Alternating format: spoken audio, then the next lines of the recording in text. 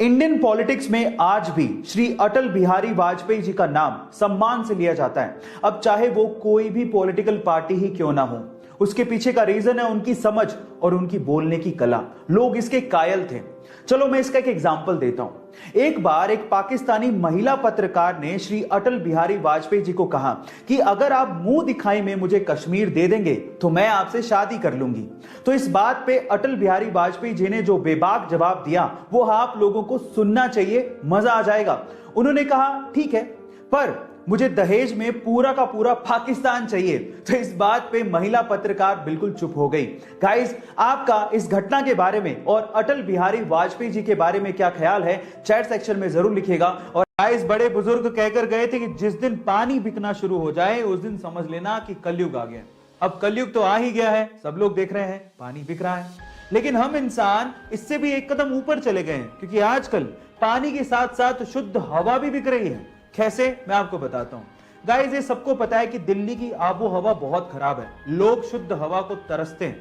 अब इसी का फायदा वहां के कुछ लोगों ने उठाया और वहां पर शुद्ध हवा को बेचने के लिए ऑक्सीजन बार्स खुल गए हैं, जहां पर मात्र 15 मिनट अगर आपको शुद्ध ऑक्सीजन लेनी है तो आपको 299 रुपए तक पे करने पड़ते हैं। अब आप सोचिए इसे क्या कहेंगे, कलयुग या महाकलयुग। इसे व्यंग के तौर पर ही लीजिएगा, लेकिन स्थिति भयावह है, जरा गौर करिएगा।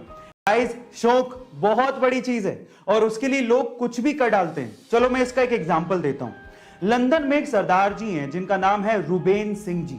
अब उनके शौक की बात सुन के आप लोग हैरान रह जाओगे। उनके पास एक या दो या तीन नहीं बल्कि पूरी 15 रोल्स रॉयस कार हैं। और आपकी जानकारी के लिए मैं आपको बता दूं कि रोल्स रॉयस कार पूरी दुनिया में सबसे महंगी कारों में शुमार है। अब आप लोग कहोगे इसमें शौक का क्या सीन है, तो शौक का सीन सुनिए। वो जो 15 कारें हैं वो सारी की सारी अलग अलग कलर की हैं और हमारे सरदार जी अपने पग के कलर के हिसाब से अपनी कार हर दिन बदल कर लेकर जाते हैं। ओह माय गॉड, है ना ये शौक की बात। नॉर्मल बैलेंसिंग करना भी बहुत मुश्किल काम है, और अगर कोई आपसे कह दे कि रस्सी पे बैलेंसिंग करनी है तो भी हमें 100 बार सोचना पड़ जाए। लेकिन वियतनाम के दो भाई इस तरह की बैलेंसिंग करते हैं जिससे हमारे दांतों तले उंगलियां दब जाएं। ये दोनों भाई एक दूसरे के सिर के बल बैलेंसिंग करते हुए 2 वर्ल्ड रिकॉर्ड तक बना चुके हैं। पहला वर्ल्ड रिकॉर्ड उन्होंने 2016 में स्पेन में बनाया था, जहां दोनों ने एक दूसरे के सिर के बल बैलेंसिंग करते हुए 90 सीढ़ियां चढ़ गए थे। और उसके बाद तो उन्होंने हद ही कर दी। 2018 में उन्होंने एक शो के दौरान एक भाई ने आंख पे काली पट्टी बांधी और दूसरे ने सिर के बल बैलेंसिंग करते हुए सीढ़ियां चढ़े भी और वापस उतरे भी।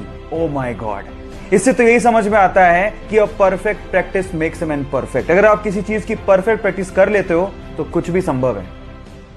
आप लोगों ने मूवीज में सुपर हीरो को तो प्लेन को लैंड कराते हुए और पैसेंजर्स की जान बचाते हुए देखा होगा, लेकिन रियल लाइफ में भी एक ऐसा इंसिडेंट हो गया जो किसी मूवी के स्टंट से कम नहीं था।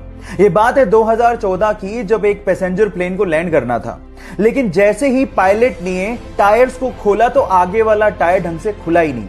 अब अगर उसी सिचुएशन में वो लैंड करवाता तो पक्का कुछ ना कुछ बड़ा एक्सीडेंट होता। लेकिन इतने में होती है हमारे सुपर हीरो की एंट्री विद पिकअप।